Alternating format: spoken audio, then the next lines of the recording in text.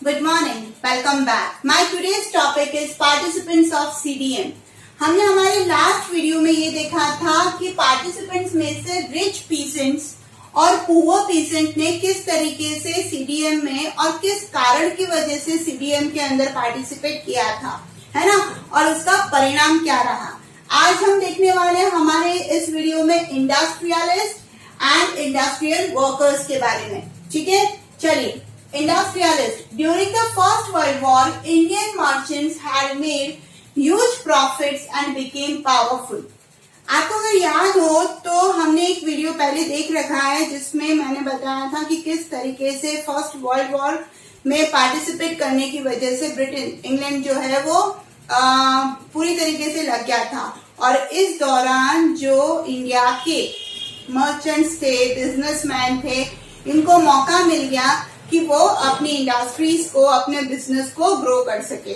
तो उस दौरान में उन्होंने अपने बिजनेस के अंदर बहुत ग्रो किया और बहुत ज्यादा प्रॉफिट अर्न किया और पावरफुल बन चुके थे, क्योंकि ब्रिटिशर्स का पूरा ध्यान कहाँ था, वर्ल्ड वॉर की तरफ। तो वो इंडिया पर पॉलिसीज अप्लाई नहीं कर पाए और यहाँ पर इसका फायदा इंडियन मर्चेंट यानी कि इंडस्ट्रियलिस्ट इन्होंने उठाया।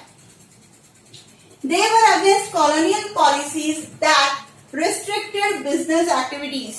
अब क्या हुआ कि आफ्टर वर्ल्ड वॉर के बाद 1919 के अंदर जब ब्रिटिशर्स आए तो वो बहुत सारी पॉलिसीज लेकर आए। अब ऐसी नई पॉलिसीज की वजह से क्या हुआ कि जो बिजनेस था उसको रिस्ट्रिक्शन वो देने लग गए। ऐसी ऐसी पॉलिसीज निकाली कि उनका बिजनेस जो था वो अब ग्रो नहीं कर पा रहा था, है ना। रेस्ट्रिक्शंस आने लग गए उसके अंदर कि भाई इसके ऊपर आपको ये टैक्स देना है, ये रेवेन्यू देना है, ऐसे करना पड़ेगा। तो बाउंडेशन आने लग गए। तो इनको अपना बिजनेस स्प्रेड करने में क्या हुआ, प्रॉब्लम होने लग गई। साथ ही साथ में एक प्रॉब्लम और थी, they wanted protection against imports of foreign goods. अब समझना इस चीज को। क्या हुआ कि जब है ना ब्रिटिशर्स पूरी तरीके से फर्स्ट वर्ल्ड वॉर के अंदर घुसे हुए थे, लगे हुए थे वहां पर, तो ऐसे में वो वहां पर दूसरी, जैसे मान लीजिए कोई क्लोथ है या कॉटन टेक्सटाइल इंडस्ट्री है वहां पर, है ना, इंग्लैंड के अंदर, तो वो वहां पर प्रोडक्शन कर ही नहीं पा रहे थे। तो वहां से बनने वाला जो कपड़ा था वो वापस इंडिया में आ ही नहीं रहा था बिकने के लिए। तो बचा क्या मार्केट के अंदर, मार्केट के अंदर जो इंडियन मर्चेंट्स या इंडस्ट्रियलिस्ट जो कपड़ा बना रहे थे वही बन रहा था। तो लोगों को क्या करना पड़ा, भाई बाहर से जब माल ही नहीं आ रहा है तो अब आपको इंडियन गुड ही खरीदना पड़ेगा। तो लोगों ने इंडियन गुड्स खरीदना चालू किया। बट जब ब्रिटिशर्स पूरी तरीके से फुल चार्ज होकर वापस इंडिया में आए और उन्होंने इंपोर्टेड गुड्स यानी उनके द्वारा बनाए गए कपड़े वो वापस इंडियन मार्केट में लाने लग गए, तो यहाँ पर इंडियन मर्चेंट के कपड़ों में और इंपोर्टेड गुड्स यानी फॉरेन गुड्स जो आ रहे थे, क्लोथ्स आ रहे थे, उनके बीच में कंपटीशन वापस चालू हो गया। तो अब यहाँ पर इंडस्ट्रियलिस्ट क्या चाह रहे थे कि इंपोर्टेड गुड्स आए ना तो हमारा ही माल बिकेगा, मार्केट में और कोई माल ही नहीं है। इसको आप ऐसे भी समझ सकते हैं, चाइना के प्रोडक्ट्स, चाइना की लाइट्स ले लीजिए, है ना, और इंडियन लाइट्स ले लीजिए। चाइना की जो लाइट्स है वो इंपोर्टेड गुड्स कहलाएगी और इंडियन लाइट्स जो है वो डोमेस्टिक प्रोडक्ट कहलाएगी। ठीक है। अब अगर गवर्नमेंट चाइनीज लाइट पे बैन लगा देती है कि चाइनीज की जो लाइट्स हैं, चाइना की लाइट्स है वो इंडियन मार्केट में नहीं आएगी, तो जब मार्केट के अंदर चाइनीज लाइट है ही नहीं तो अपन जो कस्टमर है उनके पास कोई ऑप्शन बचा क्या, नहीं। उनके पास सिर्फ एक ही ऑप्शन है कि इंडियन लाइट है, खरीदनी है तो ये खरीदो, नहीं तो रहने दो, है ना। तो उस तरीके से इंडस्ट्रियलिस्ट क्या चाह रहे थे कि उनको जो मार्केट के अंदर इंपोर्टेड गुड्स आ रहे हैं, फॉरेन गुड्स आ रहे हैं, उनपे रोक लग जाए, वो नहीं आनी चाहिए, तो हमारा बिजनेस चल जाएगा। अब इस सारी चीजों के लिए उन्हें क्या किया, they form industrial and commercial congress in 1920। मैंने जिस तरीके से बताया कि 1919 के अंदर ब्रिटिशर्स नई पॉलिसीज लेकर आए तो उससे परेशान होकर उन्होंने इंडस्ट्रियल एंड कमर्शियल कांग्रेस 1920 में सेटअप किया। साथ ही साथ में एक कमेटी सेटअप करी, साथ ही साथ में federation of Indian chamber of commerce and industries जिसको बोला जाता है FICCI in 1927। है ना। तो इस तरीके से इन्होंने क्या किया, 2 कमिटीज सेटअप करी थी इस पे, ताकि काम किया जाए, डिमांड लोगों की एक्सेप्ट की जाए कि हाँ कौन कौन बिजनेसमैन ऐसे जो चाह रहे कि इंपोर्टेड गुड्स नहीं आए, तो एक टीम बना दी गई।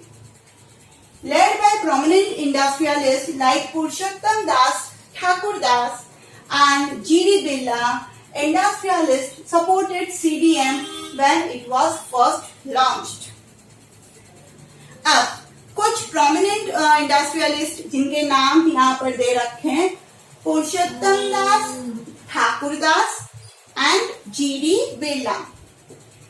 इनके कहने पर ये यूं चाह रहे थे कि स्वदेशी माल बिके, हमारा माल बिके, हमारा बिजनेस स्प्रेड हो, है ना, कॉलोनियल रूल जो है वो खत्म हो जाए, इंपोर्टेड गुड्स आए ना मार्केट के अंदर। तो इन्होंने क्या किया, इनके साथ जो इनके दूसरे इंडस्ट्रियलिस्ट थे उन्होंने सीडीएम यानी सिविल डिसोबीडियंस मूवमेंट को क्या किया, जब वो फर्स्ट लॉन्च हुआ था गांधी जी द्वारा, तो उसको उन्होंने सपोर्ट किया। They gave financial assistance and refused to buy or sell imported goods. अब मुझे एक बात बताइए कि अगर ब्रिटिशर्स मार्केट में से इंग्लैंड में से गुड्स लेकर भी आ रहे हैं, ठीक है, तो यहाँ के दुकानदार उसको खरीदेंगे तभी बेचेंगे, है ना, बगैर खरीदे दुकानदार कस्टमर को कैसे बेचेंगे। तो ऐसे में हो ये रहा है कि जो होलसेलर है और जो रिटेलर है, ठीक है, वो क्या कर रहा है, वो इंपोर्टेड गुड्स को खरीदता है पहले और फिर बेचता है। तो इन्होंने क्या किया, ये बोला कि हम अब न तो आपका गुड खरीदेंगे ना ही हम बेचेंगे, तो मार्केट में आएगा कैसे, ठीक है। अब अगर मैं होलसेलर हूं, मैं कोई भी इंडस्ट्रीज से माल अगर खरीदूंगी नहीं, चाइनीज माल, तो मैं बेचूंगी क्या, है ना। तो मैंने जैसे ये शपथ ले ली कि नहीं, मैं चाइनीज माल नहीं खरीदूंगी और ना ही बेचूंगी किसका, इंडिया का माल। तो ये हो गई यहाँ पर सपोर्ट, सीडीएम को बहुत बड़ा सपोर्ट देने वाली बात।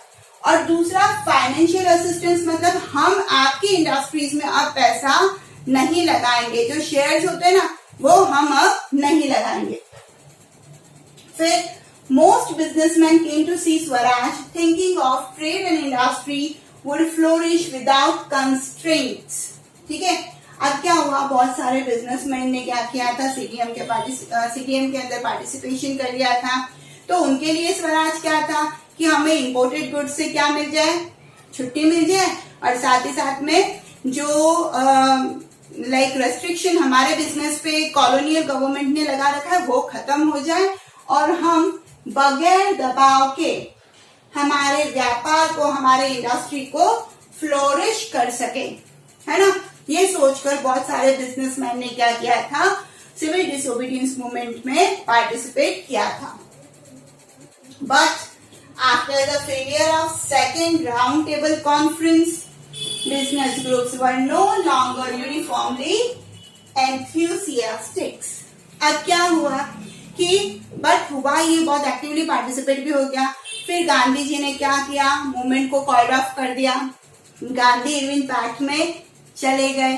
फिर वहां से वो लंदन गए सेकेंड राउंड टेबल कॉन्फ्रेंस में, जहां पर उनको डिसअपॉइंटमेंट मिला, है ना। और जब उनको डिसअपॉइंटमेंट मिला, उन्होंने वापस रीलॉन्च किया प्रोग्राम को। तो यहाँ पर उस वक्त अब जो जोश पहले वाले सिविल डिसोबीडियंस मूवमेंट में बिजनेसमैन कैटेगरी को था, वो जोश पूरी तरीके से इस मूवमेंट में क्या हुआ, समाप्त हो चुका था। आई होप पैराग्राफ ये वाला क्लियर हो गया होगा। अब इस पैराग्राफ के ऊपर बनता है एक question, what was the role of businessman और industrialist in the CDM. I repeat, What was the role of businessman and industrialist in the CDM? ठीक है, तो आपको यही आंसर लिखना है। अब अपन डिस्कस करने वाले हैं इंडस्ट्रियल वर्कर्स। चलिए, okay, industrial workers. Some industrialist workers did participate in CDM, adopting the ideas of Gandhian program like boycott of foreign goods as part of their own movement against low wages and poor working conditions. इस बात को समझने की कोशिश करना कि industrialist और जो इंडस्ट्रियलिस्ट वर्कर है इनमें बहुत बड़ा डिफरेंस क्या है वर्क को लेकर। इंडस्ट्रियलिस्ट क्या चाहेगा, प्रॉफिट चाहेगा। अब उसको ज्यादा प्रॉफिट चाहिए तो वो क्या सोचेगा कि मेरी इंडस्ट्री के जो वर्कर्स हैं वो बहुत सारे घंटे काम करे, बहुत कम सैलरी ले और ना बोनस मांगे, और जिस कंडीशन में चाहे वो मशीन खराब है या कम काम कर रही है या उस पर फोर्स अप्लाई करना पड़ रहा है तो भी वो कर ले, मुझसे आनाकानी ना करे, है ना। और जो वर्कर है वो क्या चाहेगा कि उनको काम करने के लिए बेटर कंडीशन वाली जगह हो, है ना, आराम से वो काम कर सके, उनको छुट्टियां मिले, उनको कम घंटे काम करना पड़े, उनको सैलरी थोड़ी ज्यादा मिल जाए।